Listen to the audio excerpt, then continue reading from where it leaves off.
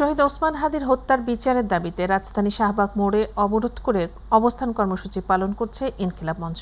দর্শক, এই মুহূর্তে সেখানে আছেন সহকর্মী মাহবুব সৈকত। আমরা যুক্ত হচ্ছি তার সাথে।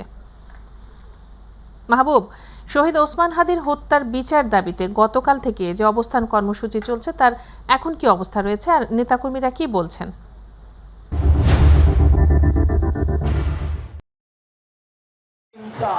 সাবরিনা, আসলে স্ফুলিঙ্গ শহীদ ওসমান হাদি ছিলেন এক বিপ্লবী এবং 24-এর অন্যতম যোদ্ধা, 24-এর বৈষম্য বিরোধী আন্দোলনের অন্যতম যোদ্ধা। তাকে একদম শত মানুষের, দেশের শতু কোটিকে কাঁদিয়ে কিন্তু ওসমান হাদি চলে গেছেন পরপারে এবং খুনিরা কিন্তু নিরাপদেই দেশ ছেড়ে গেছেন। সুতরাং এর আগে আন্দোলন চলছিল, এখন কিন্তু তার সতীর্থরা এই শাহবাগে গতকাল থেকে আবার নতুন করে কিন্তু এই উই ওয়ান্ট জাস্টিস এবং খুনিদের দ্রুত বিচারের দাবিতে তারা অবস্থান করেছে। নানাবিধ স্লোগানে উত্তাল এখন শাহবাগ। আপনারা দেখতে পাচ্ছেন একদিক থেকে নারী পুরুষ নির্বিশেষেই কিন্তু তারা এই আন্দোলনে যোগ দিয়েছে। আপনারা দেখতে পাচ্ছেন যে জাতীয় পতাকা নিয়ে এখানে অবস্থান করছেন। মা এসেছেন তার সন্তানকে নিয়ে, বাবা এসেছেন তার ছেলে কিংবা মেয়েকে নিয়ে। জাতীয় পতাকা দুলে দুলে তারা কিন্তু বলছেন যে দিল্লি না ঢাকা, ঢাকা ঢাকা, এই স্লোগান একদিকেতে তারা করছেন এবং আমরা সবাই হাদি হব, যুগে যুগে লড়ে যাব, এই স্লোগান কিন্তু তারা এখানে দিচ্ছেন। আপনারা দেখতে পাচ্ছেন যে গোটা শাহবাগ চত্বর কিন্তু লোকারণ্য হয়ে গিয়েছিল। গতকালকে কিন্তু প্রচুর তাপমাত্রা কিন্তু কম ছিল, অনেক, একদম সেই তাপমাত্রার মধ্যে গোটা রাত তারা এখানে অবস্থান করেছেন। আজকেও সারাটা দিন তারা এখানে অবস্থান নিয়েছেন এবং এখন পর্যন্ত আছে। রাত যত গভীর হচ্ছে তত কিন্তু আসলে ভিড় কমার থেকে কিন্তু ভিড় আসলে বাড়ছে। এখানে আমরা একজনের সাথে একটু কথা বলছি, দেখি যে আপু একটু কথা বলি আপনার সাথে একটু কথা বলি। কতক্ষণ পর্যন্ত আপনারা এই অবস্থান চালিয়ে যাবেন? যতক্ষণ পর্যন্ত না আমরা হাদি হত্যার বিচার পাচ্ছি ততক্ষণ পর্যন্ত আমরা এই লড়াই চালিয়ে যাব। আমরা এই লড়াই থামব না। সমস্যা হাদি হত্যার বিচারের ক্ষেত্রে কি সমস্যা মনে করছেন? সবকিছুতেই সমস্যা। সরকারের অনেক কি বলবো, সরকারের অনেক আরো বেশি করতে হবে আমাদের। আমরা আরেকজন আপুর সাথে একটু কথা বলবো যে এখানে আপু উপদেষ্টাদের আসার পর্যন্ত আশ্বাস চাচ্ছিলেন, তো কি মনে হচ্ছে যে সরকারের পক্ষ থেকে আর একটু বেশি কি সিনসিয়ার হওয়া দরকার মনে করছে?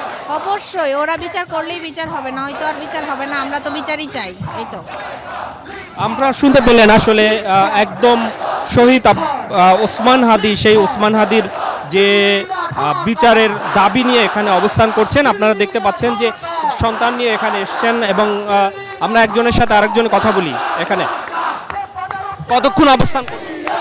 আজকে দুদিন থেকে আমি এখানে, যতদিন পর্যন্ত শহীদ ওসমান হাদির খুনিকে অ্যারেস্ট না করা হবে ততক্ষণ পর্যন্ত আমাদের এই আন্দোলন চলবে।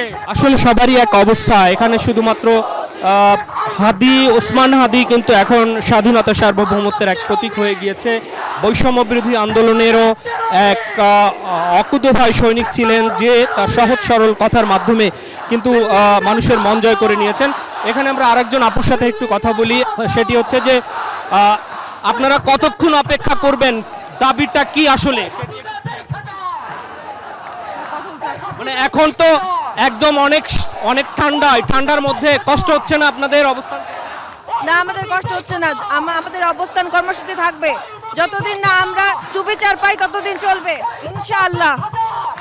আসলে প্রত্যয় দেখলেন খুবই তারা স্পষ্টভাবেই বলছেন যে এখানে একদম। আমরা একটু কথা বলি আপনাদের সাথে। কতক্ষণ অবস্থান করবেন? ইনশাআল্লাহ সারা রাত অবস্থান করার চেষ্টা করব। দাবি আদায় না হওয়া পর্যন্ত থাকবেন, তাই তো? অবশ্যই।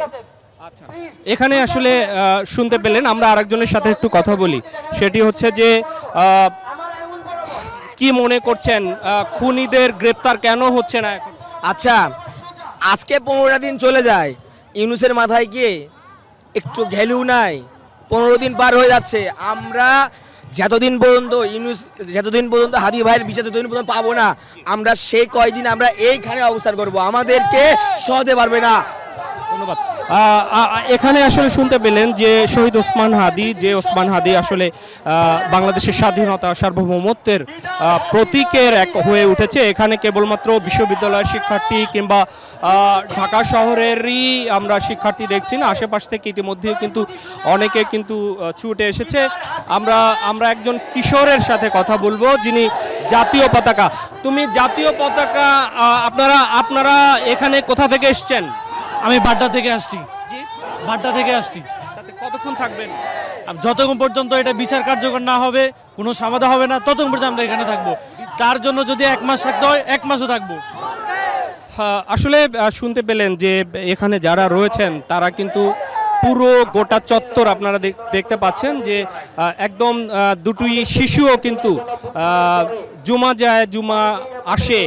আমার ভাইয়েরা এই যে জাস্টিস ফর হাদি, বিভিন্ন হাদি হত্যার বিচার চাই, বিভিন্ন স্লোগান লিখে কিন্তু এখানে দেখতে পাচ্ছেন যে তারা এখানে অবস্থান করছেন।